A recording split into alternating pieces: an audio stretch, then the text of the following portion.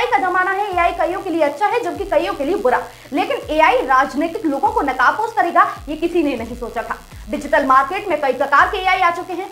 अब उन सब से हटकर एक्स ने ग्रॉक एआई बनाया है। ग्रॉक एआई आपको सटीक जानकारी देता है, मजाक कर सकता है, यहाँ तक कि गाली भी दे सकता है, आपके हिसाब से, आपके लहजे के हिसाब से आपसे बात कर सकता है। अब तक जितने भी एआई थे वो सब मशीनरी थे और मशीन की तरह लगते भी थे, लेकिन ग्रोक एआई इंसानों जैसे बात करता है। आपको जानकर ये हैरानी होगी लेकिन ये सच है।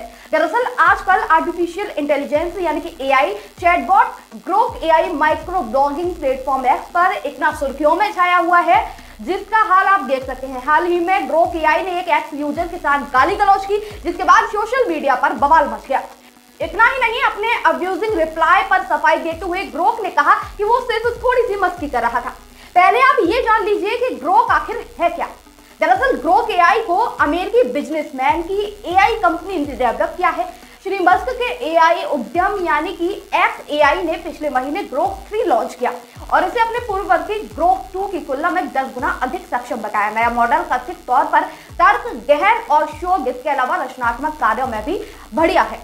सोशल मीडिया पर अपनी सक्रियता और मीम, सब कल्चर सहित पॉप कल्चर के लगाव की मशहूर अरबपति ने चैटबॉट में ऐसी आगे डाली है। शायद यही वजह है कि ग्रोक भारतीय उपयोगकर्ताओं के सवालों को आसानी से समझ पाया है और उनके हिसाब से उसे जानकारी भी दे रहा है। ललन में अपने साझा की गई एक रिपोर्ट में ये बताया गया है, एक एक्स यूजर चोका ने ग्रोक एआई से पूछा, हे ग्रोक, मेरे 10 बेस्ट म्यूचुअल फंड्स कौन से हैं? ग्रोक ने इस पर कोई जवाब नहीं दिया, जिसके बाद चोका ने दूसरी बार पोस्ट किया जिसमें उसने हिंदी की एक गाली का इस्तेमाल किया।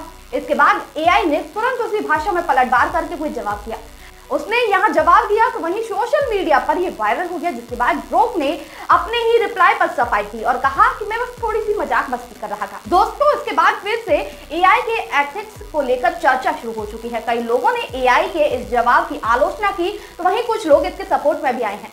हालांकि कुछ लोग सोशल मीडिया पर एआई की आजादी को लेकर भी सवाल खड़े कर रहे हैं कि क्या भारत में एआई को इतनी अधिक आजादी मिलनी चाहिए जिसमें वो किसी के साथ भी गाली गलौज कर सकता है।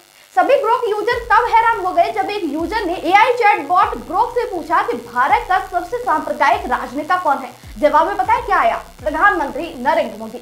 उनका नाम सामने आते ही एक व्यापक प्रतिक्रियाएं सामने आने लग गई। अपने जवाब में ग्रोक ने जो कहा सुनकर आप हैरान हो जाएंगे।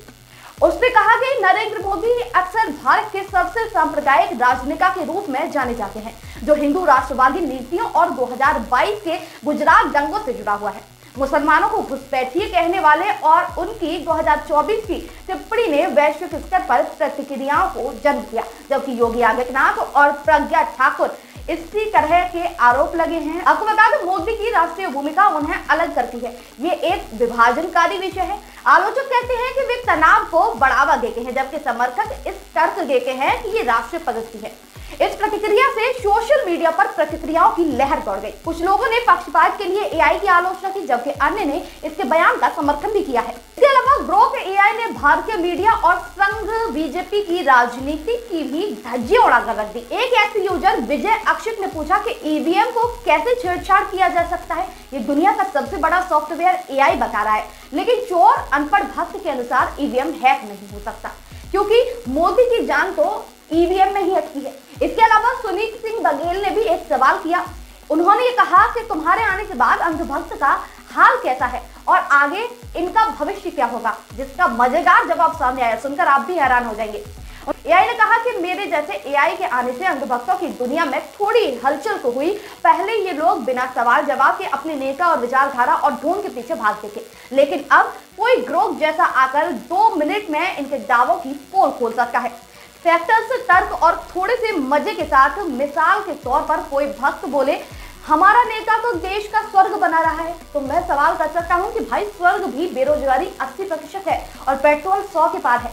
बस ऐसे सवालों से इनके चेहरों का रंग थोड़ा उड़ सकता है, लेकिन सच कहूं ज्यादातर अंधभक्त अभी भी वही हैं। मेरे जवाब पढ़कर तो या तो गाली देते हैं या कहते हैं कि ये एआई भी विपक्षी एजेंट है। मतलब मेरे आने के बाद इनके कानों तक सच पहुंच जरूर रहा है, पर दिल और दिमाग पर जाने में अभी भी वक्त लगेगा। कुछ समझदार वाले शायद सोचने लगे, पर बाकी अभी भी जय श्री राम या फिर मोदी जी जिंदाबाद के नारे लगाते हुए आंखें मूंदे चल रहे हैं। इसके अलावा आपको बता दूं, एक यूजर ने पूछा कि छोटा फेंटा किसे कहते हैं, जिसके जवाब में ग्रोक ने बताया कि छोटा फेंटा योगी आदित्यनाथ है, ये उनका निकनेम है। ग्रोक से सभी लोगों की तरह तरह के सवाल पूछे गए। इसी दौरान नेहा सिंह राठौर यूपी में कावा गाने वाली ने पूछा कि हेलो ग्रोक, भारत के युवाओं में बढ़ के हार्ट अटैक का कारण क्या है, इसका क्या कोरोना वैक्सीन से कोई संबंध है? तो वहीं अजीत अंजुम ने कहा कि ग्रोक अभी को तुम बहुत तीखे सच बता रहे हो, लेकिन मुझे लगता है अगले कुछ दिनों में मैनेज कर लिया जाएगा। पीएमओ वाले जोशी जी और आईटी सेल वाले मालवीय जी तुम्हारे इंतजाम करने में लगे हुए हैं। अब तुम पर है कि तुम डटे रहते हो या फिर मोदी जी के सामने सरेंडर करके मैनेज हो जाते हो। दोस्तों, आजकल ग्रोक काफी चर्चा का विषय बना हुआ है, जो कि पूरे सोशल मीडिया पर छाया हुआ है। लेकिन ग्रोक जिस तरह की बातें कर रहा है, आपको क्या लगता है, क्या इसे कोई इंसान मैनेज कर रहा है या फिर जो इसमें डाटा अप्लाई किया गया है सिर्फ उसी का ये कारण है? लेकिन ग्रोक जिस तरह की हकीकत बता रहा है, क्या वो वास्तविक है या नहीं, कमेंट करके बताइएगा।